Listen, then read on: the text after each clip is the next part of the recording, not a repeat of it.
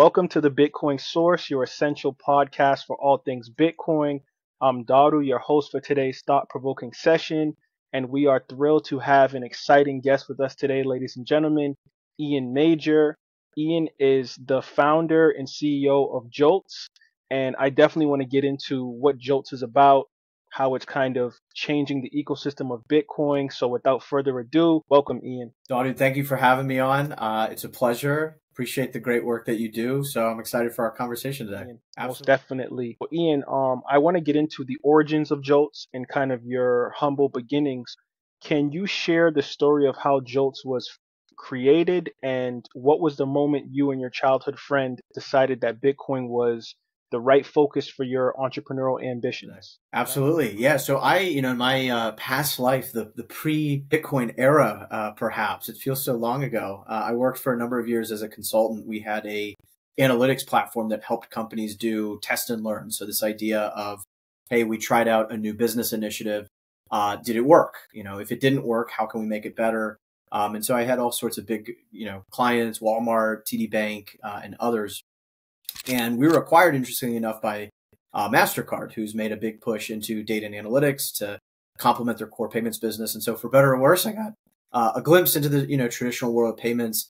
But also one of the really big use cases that they had us focusing on was around loyalty and rewards. And so the sort of punchline of a lot of the analytics that we did and found was that a lot of companies think they're getting this incredible, amazing return on their loyalty efforts and program, when in reality, they might just be breaking even, or they might even be losing value on it, right? By their giving away rewards that aren't actually getting people to come back.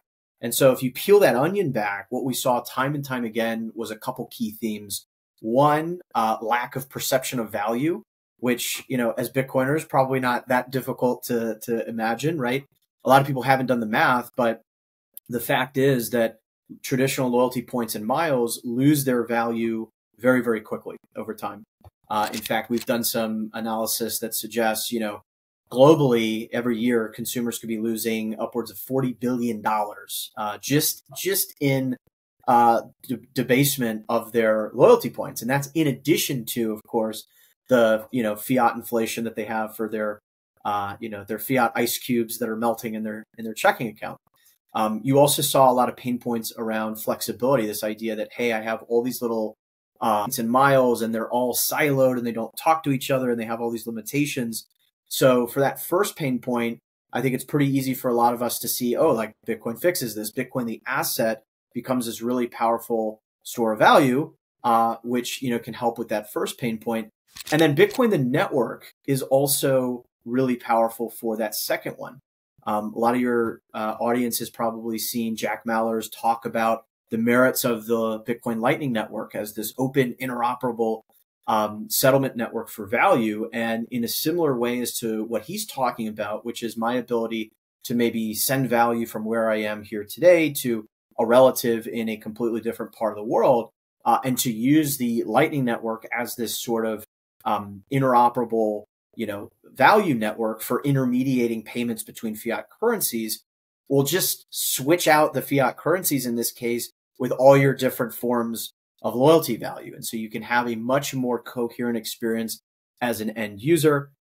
So that was like the genesis for the idea that, hey, maybe Bitcoin actually fixes the problems that we see in the traditional loyalty and reward space. Nice. And what was it like kind of formulating this business model with a childhood friend? Because they always say in business, like, don't go into business with your friends. And I'm assuming that you and your friend were definitely aligned on the Bitcoin ethos at some point.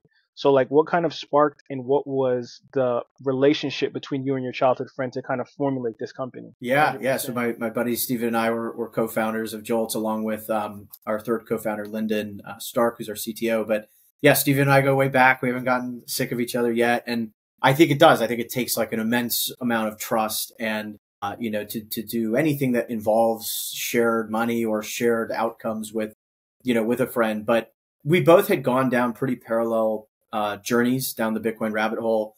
You rewind the clock to 2016, 17, that sort of cycle. We were kind of diversified, crypto portfolio. We didn't know heads from tails. We knew Bitcoin was one of many. And wow, shouldn't it logically be the case that Bitcoin being the old one, like it shouldn't, right? There's got to be better things out there. So that was us, back then.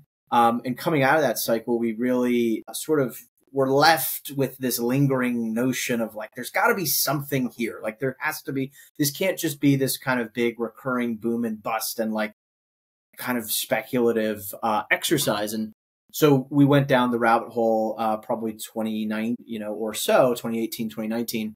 And that seed had been planted, ever since, that it just became, the more we studied about Bitcoin, okay, number one, Bitcoin is special and unique. That was kind of insight number one. And the more we learned, the more we felt held to spend all of our working time advancing the mission of Bitcoin. It just felt difficult to justify spending elsewhere. And I'm sure you and a lot of your audience can kind of relate to that. And so that seed was planted. As I left my, prior job, it just sort of, stars aligned to put those two things together. You mentioned the word trust there. And I think that with any consumer loyalty program, you can look at airline miles or credit loyalty points, or even things in the Bitcoin ecosystem, such as Fold using, points to get certain things or to get a whole Bitcoin if you spin the wheel.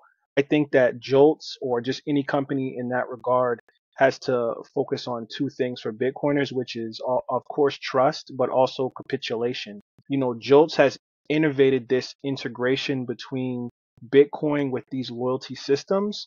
How does Bitcoin, as both an asset and a network, address the typical pain points in traditional loyalty and rewards programs that we see across the market? Yeah.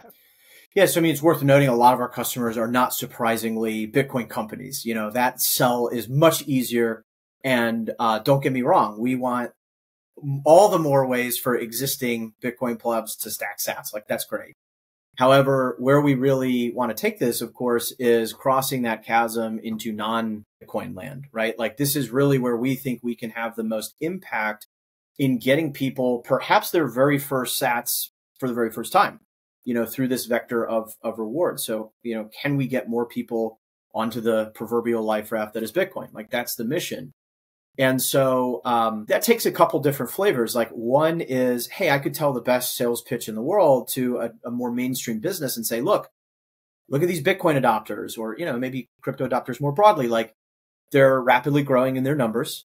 They are highly motivated. They will switch behavior to, if it means that they could earn this highly valuable thing that they really cherish, instead of, and again, we're not telling you to completely replace your program, simply inviting you to add Bitcoin as an exciting new option that people can opt into if they would like. And there's a rapidly growing number of people for whom that's incredibly valuable. But even then the business will say, okay, fine. And I could say, oh, by the way, these people are younger. They skew younger on average, not surprising. However, they do tend to also skew higher income in certain cases. And so those are two variables that are typically at odds, but you get that all nicely packaged in this one consumer segment. So I can tell all of these sort of stories to a mainstream business, and they'll say, hey, that sounds really interesting. It seems like I might also be able to get some new customers from this. But then the next question they're asking every time is, well, what percent of my current customers cares about this? And if we're being really honest with ourselves, that number is probably 15%, maybe 20% or so. And so they say, well, you know what, guys, until that number is much higher, this sounds great, but let's put it for later. And so I know I'm jumping a little bit around here, but that is part of what led us down this path of Taproot Assets, which for folks who may not be familiar, Taproot Assets is a protocol developed by Lightning Labs, who's behind LND, which is the biggest Lightning implementation for the Bitcoin Lightning Network. This is kind of layer 2 on Bitcoin that makes Bitcoin payments super fast. It's also very good for us since a lot of reward value is small. And so the reason we went down this path is so that we could put in these more interim stepping stones for businesses who are not yet ready to make that full leap all the way to Bitcoin rewards, because it's just too big of a leap. We're too early. And so what do I mean by that? One example could be a branded loyalty asset. So this would be a fungible asset riding on, the Lightning Network, that looks and feels an awful lot like a traditional loyalty point. And so to the end user, there's not this whole kind of learning curve that you have to get them up just to introduce the program in the first place.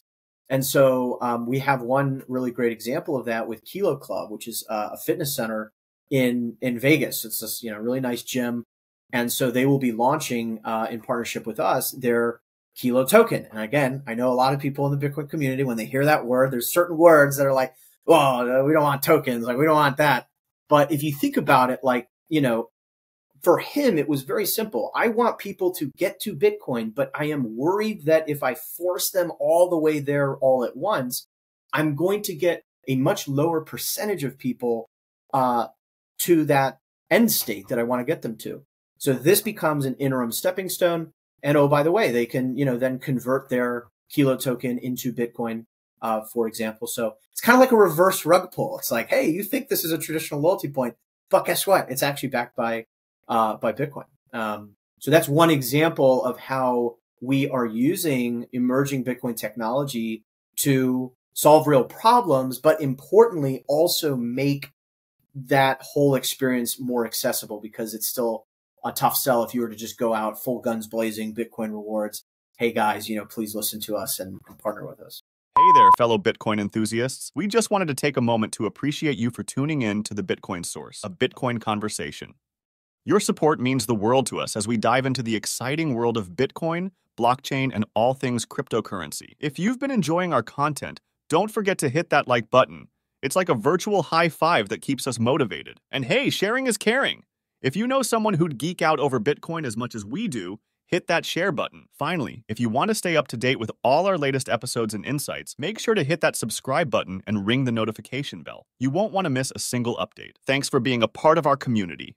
Keep exploring, and remember, the future is decentralized. Now back to the episode. Yeah, I have to agree with that because, as you start to build and foster relationship in this space, you start to see the writing on the wall from a business perspective of how difficult it is to onboard people outside of the maximalist, ideology of Bitcoin. And as you try to grow your market and get that wider base, you start to realize like there's still a ton of people that are focused on altcoins. There's still a ton of people focused on stable coins or all these other things in the market. So I completely agree with you, Ian, on kind of using the tokenized terminology to get people to pay attention to the Bitcoin ecosystem and ultimately to Joltz. That just makes sense. But I want to talk about some of the technological challenges that you're facing or possibly may have faced.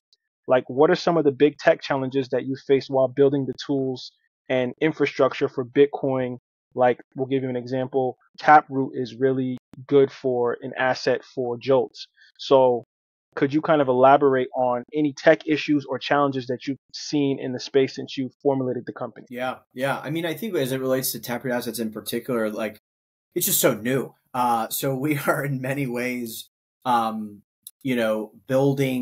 I don't want to say in the dark, but you're inevitably going to have a lot more unknown unknowns. Like if I have known unknowns, like I know I'm going to face this challenge and this challenge, like that's fine. I can plan for that at least.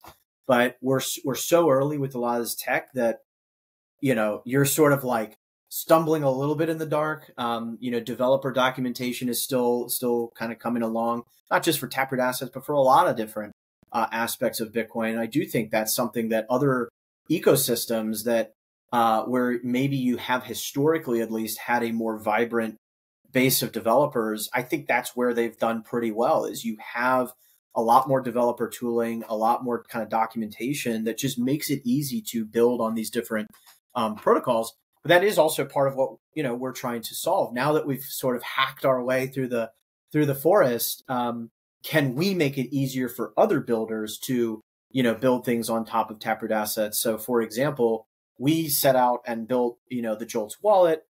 First non-custodial wallet that supports Taproot assets. And that's going to be plugged into our different kind of loyalty engagements. However, why not, make that more accessible? And so we'll have an SDK or a software development kit that other companies could use to easily add support for Taproot assets to their apps or to their, whatever it is.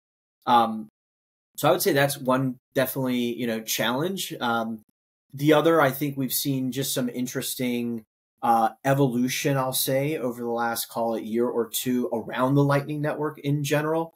I think a lot of 2023, with a lot of the fee pressure that we saw from things like ordinals, made a lot of people realize that, like, oh, okay, interesting. Like, in a world of high fees, there's some interesting implications for Lightning, meaning if I want to use Lightning non-custodially and, run my own Lightning node, whether that's a standalone machine I have, in my house, or a light version of that I have running in my phone with, Ease Wallet, Phoenix Wallet, Zeus, all of these, like, I still need to do on-chain transactions to open Lightning channels, to close Lightning channels. And so when fees spike, that can create some confusion as a user if I'm not totally aware of like what's happening behind the scenes in some of these wallets that have tried to abstract a lot of that away.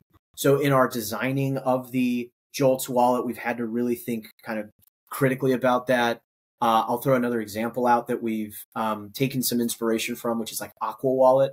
So for those that aren't familiar, Aqua is, you have on-chain Bitcoin, and then you also have Lightning and Liquid Bitcoin, so the Liquid sidechain to Bitcoin, as this sort of like interoperable, spending account, as they call it.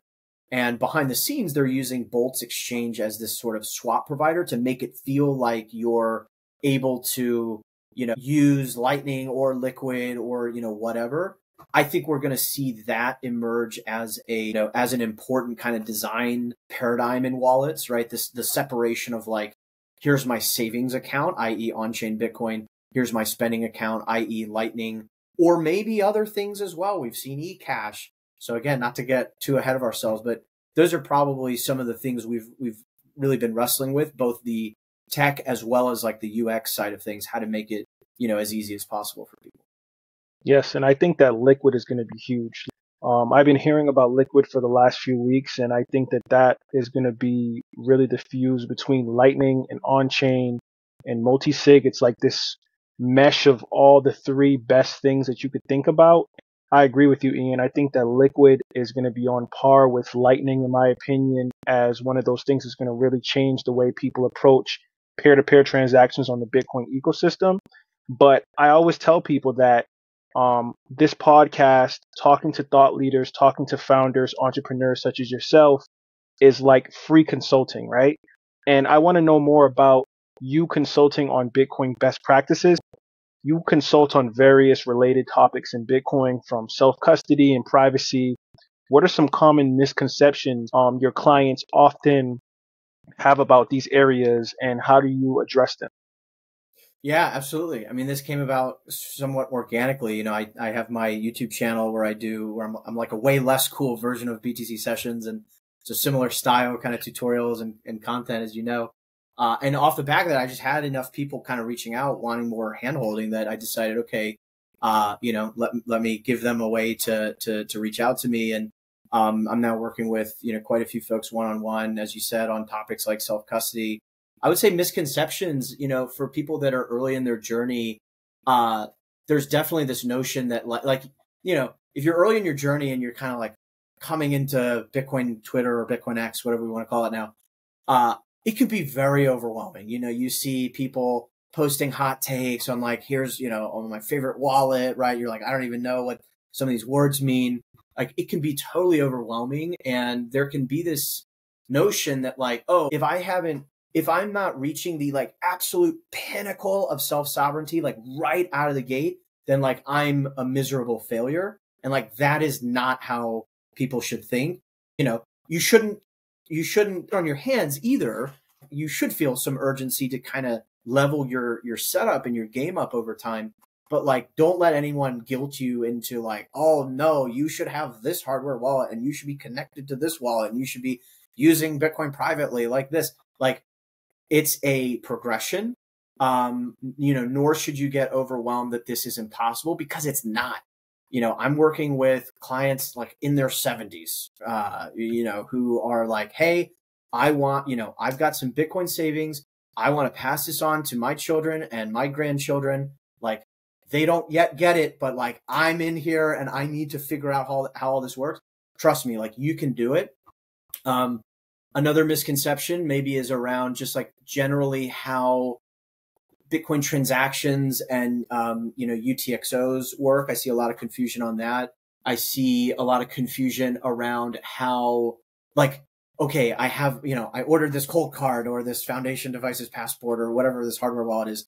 Like, this idea that the Bitcoins are like physically on there is another big misconception.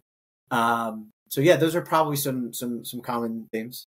Yeah, I think there's probably a ton more, but those are like the main. I'd say those are probably like the top 10. I say probably another one in there is like people still on the climate change, energy FUD aspect Yep. of Bitcoin. Yep. That's a big one. But what about like accepting Bitcoin payments? So there's businesses out there that might be looking to start accepting those payments if they watch this episode and say like, hey, I think Ian is a smart guy. I've watched his YouTube. I think he's well versed in this. What are some initial steps you could recommend, and what pitfalls should they avoid if they're trying to onboard Bitcoin into their business? Yeah, it's a good question. I would say the very first thing you want to do is to define how involved you want to be on the kind of Bitcoin side of things. What I mean by that is there's going to be some business owners who like genuinely are enthusiastic about actually learning a lot about this stuff. There's going to be other business owners, and who can blame them, who say like, I don't want to deal with any of that. I want to accept Bitcoin payments, but like, I don't want to deal with any of the, infrastructure or hassle or headaches. So you got to kind of first and foremost determine where on that spectrum you are, because then the good news is following that, there is a logical path or set of tools that you can use, no matter what. And to give some examples, there are like fully sort of managed solutions. Unfortunately, you just had IBEX Pay, at least for those in the US, that it's shutting its doors to US users, but like you could use IBEX Pay. You could use OpenNode. OpenNode, I think, operates tons and tons of countries globally. So this would be, to be very clear, like, I want nothing to do with this. I want the easiest possible route. I don't care that they are technically custodying my Bitcoin before I get it dispersed to me. That's fine. And like, again, as for certain business owners, if you don't have the time to worry about any of this stuff, that might be an appropriate solution. Just be aware of the trade-offs that you're making there. A more maybe middle ground would be to, and this is a very good setup. You could use something like Voltage, which would allow you to spin up a Bitcoin node and a Lightning node in the cloud. So Voltage is a company that, I'm sure they have, hardware in Google Cloud, in AWS, right? Like, so again, not like the absolute most self-sovereign setup you could do, but this would be non-custodial. So this would be all your own custody. However, you're using them as a service provider for the hardware. And then what's nice about Voltage as well is like you could go in there, spin up a Bitcoin Lightning node, you pay whatever monthly fee for that. And then you can add on something like BTC Pay Server, which would then be the payments app that would allow you to accept payments in Bitcoin. So that would be a more like middle ground path. And then for the absolute like super hardcore, I want to do this in a fully self-sovereign way as much as possible, you would then be running your own Lightning node. So that could be, so there's Start9 is a really good node implementation. They have a beefier node model. I think it's called the Start9 Pure or something like that. You can see it on their website.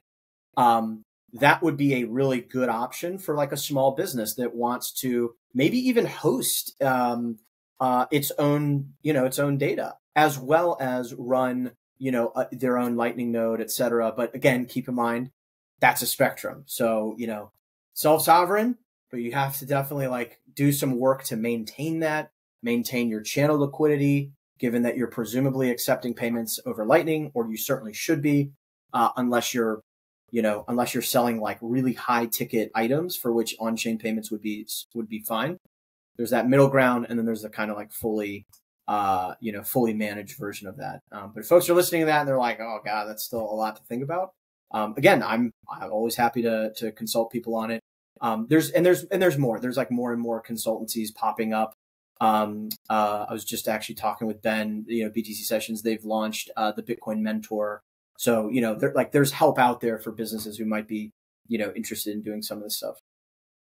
Well said. And I implore people that are watching this on the Bitcoin Source to really check out what Ian is doing on his YouTube channel. He's definitely very informative. He knows a lot about this stuff. Please check out his YouTube. But Ian, I want to talk about something that I think might have some vacillation between Bitcoiners or people that consider Bitcoin as like a store of value. Do you primarily look at Bitcoin as a store of value, a medium of exchange, or both? And how does this perspective influence the products and services that Joltz develops? Wow, it's a very topical question. There's obviously all the like Michael Saylor stuff going around where he's like, oh, how dare he only states that this is a store of value. It's really tough. It's really tough. I definitely think it's both, first and foremost. I do think we have yet to figure out what the medium of exchange actually looks like. What I mean by that is I fully anticipate there will be a range of modalities or a range of form factors for what Bitcoin MOE looks like. You'll have everything from I would say self-custodial Lightning would be the absolute gold standard of sovereignty. That's really the only thing out there in which you have this unilateral exit, meaning you can permissionlessly exit that layer 2.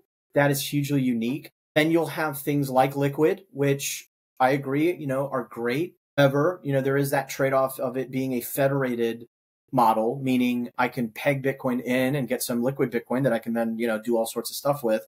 But then if I want to settle and come back to Bitcoin on-chain, I need permission from that federation. And, there's incentives that would hopefully lead that to not be an issue. There's also eCash, right? There's a ton of explosion around eCash right now, things like Fedimint, things like Cashew. So all of these, I think, have their place. And, I think we're going to find out which of those, each of those has a specific trade-off that's going to be appropriate for a certain user and a certain use case.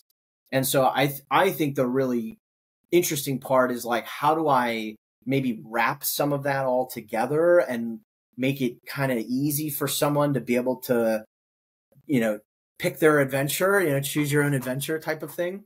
But yeah, so I think we're still early in the MOE story of Bitcoin. But I see these different flavors emerging of it. And in terms of how we design products at Joltz, we very much have that in mind. We're Lightning first, meaning, all of our products are first and foremost Lightning, because not only do we think that's more appropriate for the size of some of these, rewards, right? But also we want this to potentially be a seed to helping people think about it. I'll give you a great example. I was in Costa Rica earlier this year at the Bitcoin Freedom Festival. I was speaking about how Bitcoin rewards could potentially tie into circular economies. They have the Bitcoin jungle down there, which if anyone listening has the chance to go, it's awesome. You have hundreds of businesses there. You can go to a weekly, bi-weekly farmers market, pay for different things in Bitcoin. I mean, it's really cool what they've done. And in that, I was talking with some of the businesses, and one of them was particularly motivated and, interested in Bitcoin. And so we got to talking about okay, wouldn't it be cool if you received, a brand new user to Bitcoin received some sats as a reward, and was able to build up a, small but meaningful enough position that they could then pay for something directly with Bitcoin. That's interesting. And so rewards can be this kind of flywheel that leads to payments and a more medium of exchange type of use case. And so we've tried to build, all of our tech with that idea in mind, that rewards can be a stepping stone for either individuals or businesses when it comes to Bitcoin payments. Yes, and in the same vein, when you talk about Costa Rica or any country in the global south or where people need this free, fair, inclusive money system, how do you believe Bitcoin can contribute to that financial inclusion Bitcoin worldwide? payments. Yeah, I mean, it's like we're already seeing it. It's crazy. We're talking right now with a Brazilian stablecoin issuer that's interested in bringing their stablecoin as a taproot asset. Why are they doing that? Well, there's this huge bottleneck and challenge with sending value globally. Like, many of us in whether it's the US or Europe or Canada, like we just like can't really appreciate like the year is 2024 and it is simply not the case that I can in a straightforward fashion send value globally. Maybe I can, but it's being intermediated through like the MasterCard and Visas of the world via card payments. And honestly, like, we take inspiration from that as well. And I think there's a lot of the eCash stuff that's taking inspiration from that as well. Like Visa and MasterCard are not moving any actual money, but they're rather a messaging layer, a communication layer that is sort of telling the banks where to send the money. So I just think it's insane that, in the year 2024, like I cannot simply, easily, without fear of censorship, send value to someone else in the world or do that without permission. Like that's crazy. So Bitcoin really is the only credibly neutral, truly decentralized network that I think anyone on earth, again, that's the whole point, is like, you don't have to trust me. All you have to do is, look with your own eyes at the technology. And, there's a really good book I often try and find excuses to mention because it's so impactful, or it was for me. It's called The Rational Optimist by Matt Ridley. And his main thesis is that, hey, there's like a lot of things that we've sort of looked at and said, hey, this is the main reason for human prosperity. There's like that great graph of energy consumption, for example, right? Like if you plot out energy consumption per capita with GDP, like it is a straight line, like it is a perfect, correlation. But he's arguing that like, well, even deeper than that, like what allowed us to untap those incredible energy sources. And really what it is the free exchange of ideas and goods and services. Said another way, to the degree that we can do that we can trade ideas and goods and services, is the degree to which we all prosper. And like Bitcoin just absolutely lights that in an unfettered way, in which you have all these friction points and guardrails in place today with the fiat system. So like when people hear the term Bitcoin fixes this, right, it's a little bit of a meme, but like that's what that means for me. Is it is maximizing and optimizing for this kind of free exchange function, which is so centrally important to human prosperity. Awesome. And there was something you mentioned there, Ian, when you said Bitcoin fixes this for you. And I always am curious about people's personal Bitcoin philosophy, right? How has your personal philosophy around Bitcoin evolved since you started working in this space? Has it changed? Yeah, that's interesting. I mean, I suppose early on, I probably was a little bit more in the, hey, Bitcoin is perfect, don't touch it, don't change anything camp. But as I've learned more, as I've done more with the technology, I am definitely more in the camp of like, hey, we still want to be extremely thoughtful, extremely conservative, extremely sort of risk averse when it comes to protocol level changes to Bitcoin. But like, I just don't think it's ready for ossification yet. There's, especially when you consider, some of the things around, just like as an example, covenants that could potentially enable, many, many, many more people to come onto the Lightning Network in a non-custodial fashion, right? Because right now we simply cannot onboard 8 billion people onto the Lightning Network with their own Lightning channel. We would consume the totality of block space for the next, I forget however many years, but it's like, it's just not a practical thing. And so we either accept that like, okay, non-custodial Bitcoin usage is for this kind of like elite select group, or we can continue to iterate on, solutions. And that's not to say that there won't be trade-offs and different things like that. But yeah, I think my philosophy of like, okay, Bitcoin is, I suppose going from like Bitcoin is perfect and unbeatable and inevitable to like, no, it's you, it's me, it's all of us. Like that's how this becomes inevitable. And so yeah, I think that's probably one big theme that's maybe shifted over time. I love that answer. I think that Bitcoin is this weird, some people even call it a cult, which I don't think it is. I think it's a paradigm shift. But in that same vein, there's so many entrepreneurs, there's so many people aspiring to be a part of this Bitcoin space. And I know that you decided to take that leap in 2019 with your childhood friend and become an entrepreneur in this space and to face the challenges and the obstacles that it takes to become successful as a business in the space. What advice would you give to someone looking to start a Bitcoin business today? Which one's the best crypto asset? Well, Bitcoin is the best crypto asset. Okay, what's the second best? There is no second best. There's no second best crypto asset. There's a crypto asset. It's called Bitcoin, right? Right? There's no second best, okay? But take all your money, buy Bitcoin, then take all your time, figure out how to borrow more money to buy more Bitcoin, then take all your time and figure out what you can sell to buy Bitcoin. And if you absolutely love the thing that you don't want to sell it, go mortgage your house and buy Bitcoin with it. And if you've got a business that you love because your family works for the business that's in your family for 37 years and you can't bear to sell it, mortgage it, finance it, and convert the proceeds into the hardest money on earth, which is Bitcoin. This channel is for education purposes only and is not affiliated with any financial institution. This is not financial advice. Don't forget to like the video and subscribe to the channel. Now back to the episode. Yeah, and great question. And I'll be honest, like it has not been easy. It is not easy. We should acknowledge that Bitcoin builders just simply do not have access to as much capital as builders in other crypto ecosystems. This has been well documented.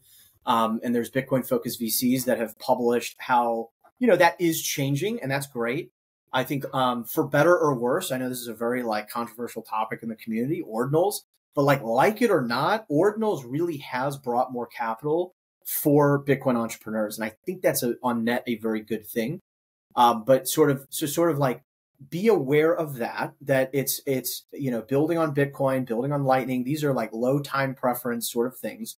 So prepare yourself with your battle gear. But the other thing that I was watching with Dhruv Bansal, Ryan Gentry, and Alan Farrington with Marty Bent. If you just like type those names in on Google, you'll see it on TFTC.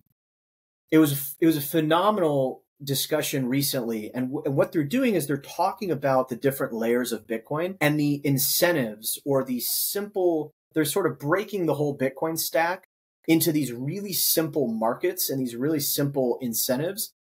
I would invite prospective Bitcoin entrepreneurs to watch that and like really think about it, because what they're laying out are these unique markets and incentives that like exist.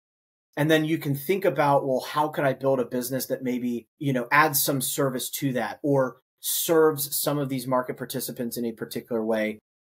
Right? Like it just gives a really good roadmap of like what's already solid and solidified. Obviously anything around mining is interesting, but also competitive. Anything around buying Bitcoin, like these are some of the very few business models that have proven unambiguously to be of value. I would argue even what we're doing is like still very much a gamble, trying to bring Bitcoin rewards to the mainstream, trying to bring Taproot assets and, stable coins onto Lightning, all of that. Like we're still very early in that. And so I would just, I think that's a really, really good video to kind of draw some inspiration and just understand like, where is there already product market fit And is there a way and maybe an idea that you have to play into that pre-established product market fit? Because if you can do that, man, your life will be way easier.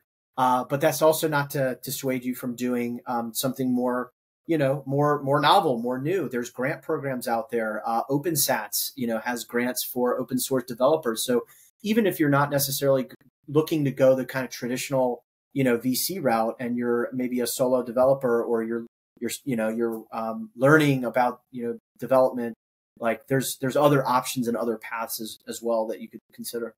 Thank you, Ian, for that insight. That's like $1 million worth of game right there. Last question for you. So I want to talk about the future of Bitcoin and loyalty programs. Where do you see the future of loyalty programs headed with the integration of Bitcoin and digital assets? And how do you think that this will impact consumer behavior, in particular for a company like Joltz? Yeah. So this number is probably like $300 or $400 billion worth of loyalty value globally. All the points, all the miles, this and that. So it's just an absolutely humongous amount of economic value and activity. And so, our goal is bit by bit, getting chunks of that onto a Bitcoin standard. And in doing so, getting more and more people onto the Bitcoin network for the very first time. Rewards is one of these things that's like fairly ubiquitous in a lot of people's lives. A lot of people have come across rewards in some capacity. There's also some sort of innate kind of psychological affinity between humans and rewards. Like, right, we all want, something for free, even though it's not technically for free, but it feels like it is. And so trying to tap into that to bring more of that, several $100 billion economy onto a Bitcoin standard would be our sort of vision for the future. How that impacts Joltz. Hopefully it'll be, great for us as a company. But like I said, more than that, we want to say we had a part in all of this. Like, we want to look back, 20, 30, 40 years from now and be like, hey, like, we were on the front lines. Like, we were talking about Bitcoin in 2020, 2021, 2022, and your grandkids are like, wow, like, gosh, like, what? Building a legacy, saying we had, even any small impact. And, that's also the beautiful part of Bitcoin. Like, even if we fail, there will be others that, pick up the torch or find something useful in what we've done to sort of build on. And so, like the time chain itself that progresses forward block by block by block, we're hoping we can be, but one block in the chain. Yes. Ian Major, ladies and gentlemen, that was an awesome Bitcoin conversation. Ian, I want to thank you for sharing your invaluable insight and experiences with us today. To our audience, if you found this conversation as fascinating as I did, for sure, please don't forget to like this video and subscribe to the Bitcoin Source. But before we go, Ian, please plug your businesses, your YouTube channel, your Twitter handle, anything you want people to know about you before we head out. Yeah, no, appreciate it. This is an awesome rip. Thought it was an absolute pleasure. Hope we can do it again sometime.